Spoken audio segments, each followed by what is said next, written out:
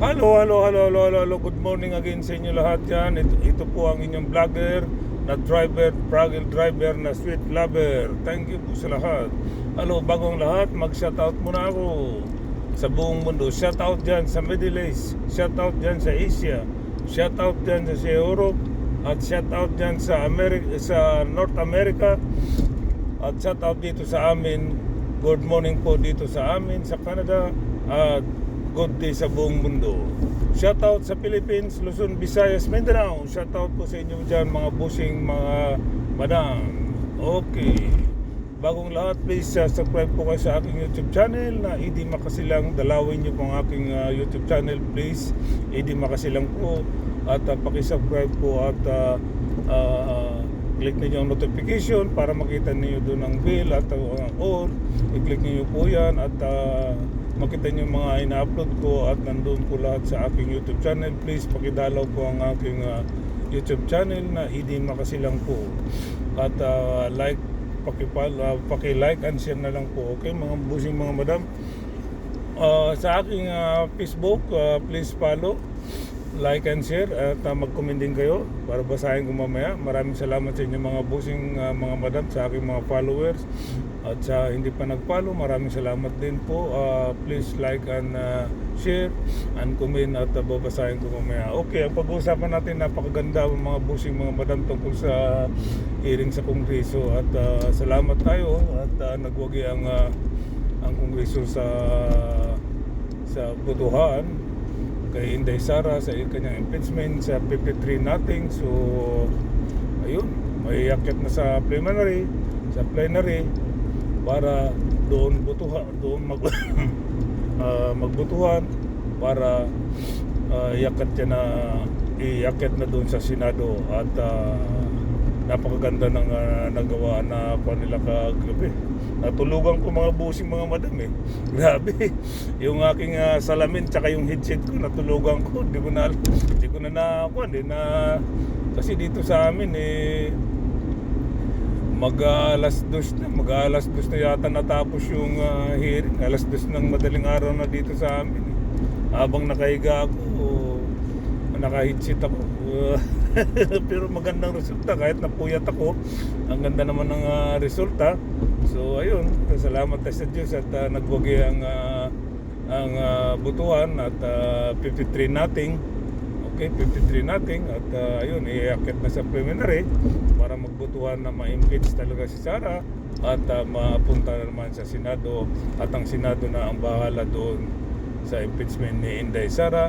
So salamat din tayo na hindi nabuksan yung BIR tax box, yung box, kasi alam niyo mga busing mga madam, maaring ma-technically sila doon, technically sila doon sa butuhan at yung pang dahilan na makasilip yung mga kampo ni Inday Sara, di ba? So bahala na doon ang Senado na sila magbukas doon sa BIR tax box, di ba? Mas maganda kasi kung sila magbubukas kasi sila naman talagang judgment doon. Saka may mga congressman din naman pupunta doon sila yung mag-presenta ng judge doon sa Senado. So huwag tayong mag-alala, nandoon pa rin yung mga ating mga magagaling na mga congressman. Kukuha naman yan sila ng ng magagaling na abogado para magpresenta doon sa Senado, sa mga judge na Senado.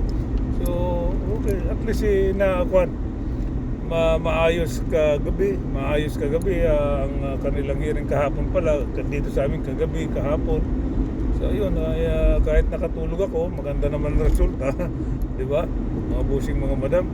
So sana may akyat nila, sana may na doon. Maayos na yung mga hindi bumoto, bantayan yung mga busing mga madam, yung mga hindi bumoto diyan sa impeachment ni Sara. Bantayan nyo yan kung sino man yan na mga congressman ninyo sa distrito ninyo. Pag kaya na hindi bumoto, kayo na ang bahala. Grabe na naman, kakampi pa ba yan sila sa maling-mali? Nakita nyo naman, 53 natin.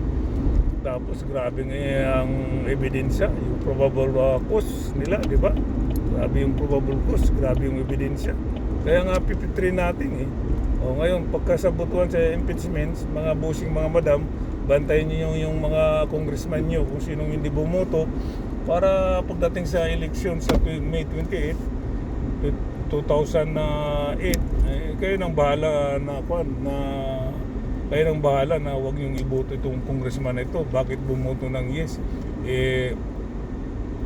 Bakit bumoto ng no na grabe naman ang probable cause, yung grabe yung mga ebidensya, di ba? Mga bossing, mga madam. So yun na, di ba? Grabe yung talaga. Grabe, hindi natin pambihira yung congressman na yan pagka bumoto ng no na hindi i-impeach si Sara. Grabe yung mga ebidensya. So mga kababayan ko, mga bossing, mga madam, bantayan niyo yung mga congressman niyo dyan. Kung sinong buboto ng no, bahala na kayo maghusga sa 2028. Kasi grabe, di ba? Grabe ang kasala sana pagka naakyat na sa Senado, itong mga senador na mga didilis, sana magbagong pag-iisip nila. Grabe ang ebidensya. Tingnan mo yung mga congressman doon na 53 vote. Ayun may iba doon na didilis. O nakita nilang ebidensya, di bumoto lahat ng 53. Kaya nga 53 nating 53-0, di ba? So ang ganda kahapon ng nila. Yung nagtagumpay ang mga magagaling na mga chairman, lalo na si Luistro, Congressman Luistro. Napakahusay yung how to handle the man, how to handle the chairmanship, chairmanship, yung pag-handle niya dun sa kanyang hearing. So talagang lumalabas yung galing, lalo na si Laila De Lima. Siyempre attorney yun si Laila De Lima. Ang galing talaga rin ni Laila De Lima sa mga speech niya doon, bawat salita niya. So tama lang na hindi nabuksan yung box kasi baka ma-technically sila doon, di ba? So at least nandoon man sa mayakat man sa Senado, talagang mabubuksan yun kasi sila yung judge di ba, mga bossing, mga madam? So napakaganda. Congratulations sa lahat ng mga membro ng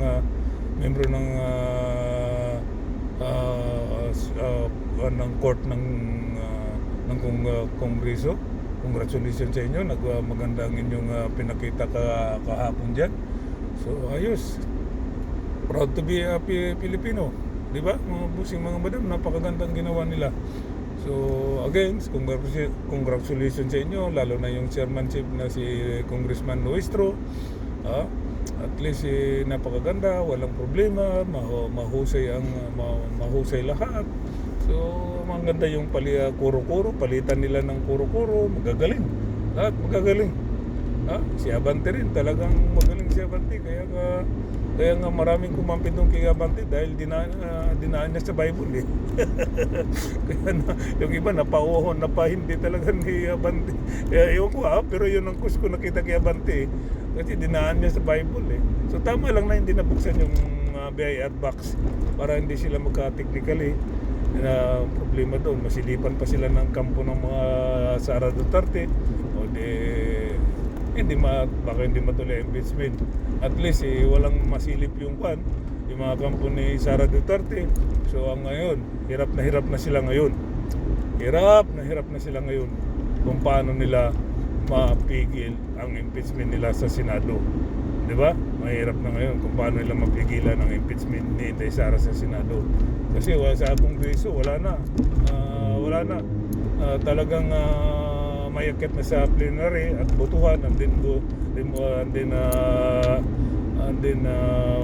dadalhin sa Senado. That's it. And then finally waiting for judgment for the Senate. So yun lang, di ba, ang galing? So wow, congratulations again sa mga congressman, sa mga member ni Luistro, Congressman Luistro. Okay, congratulations sa inyo. At nagtagumpay ang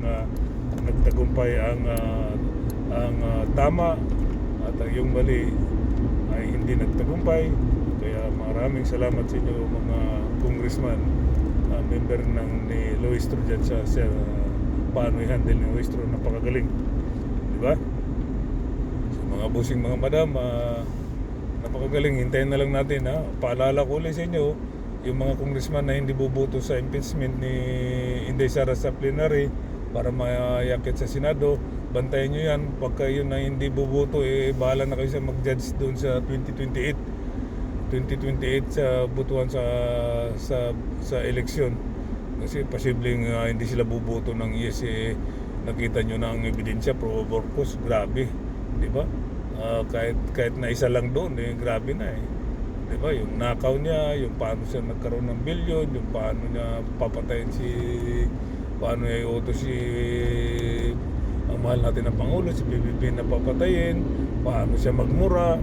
So yun lang, grabe na ang lahat ng ebidensya.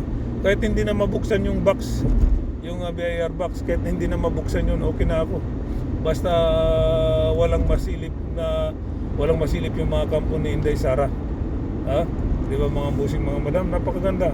Kaya palakpakan natin. Yay! Congratulations again mga congressman dyan sa meeting di Avances, sa hearing ni Luistro, Congressman Luistro. Napakagaling ninyo po lahat kayo dyan. Okay, mga busing mga madam, once again please, hanggang dito na lang. Maraming salamat sa inyo mga busing mga madam sa pag-follow nyo sa akin. Please follow, like and share, at comment po sa mga hindi pa po nag-follow sa akin. Please paki-follow po. Maraming salamat. Like and share at comment at babasahin ko maya. Paki-follow ang aking Facebook at sa akin namang YouTube channel mga busing mga madam. Please dalawin nyo po ang aking Facebook, kahit dumalaw man lang kayo mga busing mga madam, para makita nyo naman yung aking YouTube channel. Okay, ang aking YouTube channel, Idi Makasilang. At paki-subscribe po at paki-click ang notification para makita nyo yung bell doon, i-click ninyo. At ang all, i-click ninyo para lahat ng in-upload ko makita nyo doon. At paki-like and share na rin po mga busing mga madam ang aking YouTube channel, Idi Makasilang po. Okay? Thank you mga busing mga madam. Once again, congratulations sa mga membership ng Kongreso kay Luistro. Napakagaling. Congratulations at nag-okay tayo. Okay? Maraming salamat po mga busing mga busing mga madam. Once again, shout out to sa lahat dyan sa inyo sa Pilipinas, at masaya ang kahinatnan ng hearing ng Kongreso. Salamat po mga busing mga madam. Ang kapayapaan ay sumasa inyo, at ang aking kapayapaan naman dito sa Canada ay sumasa akin. Sana ay maligaya tayong lahat dahil napaganda ng resulta ng hearing ng Kongreso. Okay, mga busing mga madam, shout out ulit sa inyong lahat at sa buong mundo. Good day. Okay, bye-bye!